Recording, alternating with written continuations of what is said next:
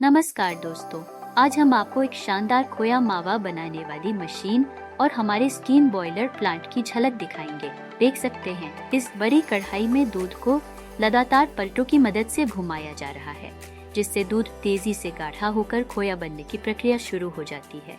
इस मशीन के अद्वितीय डिजाइन की खास बात यह है कि ये सफाई में बेहद आसान है, जिससे आपका समय और मेहनत बचती है।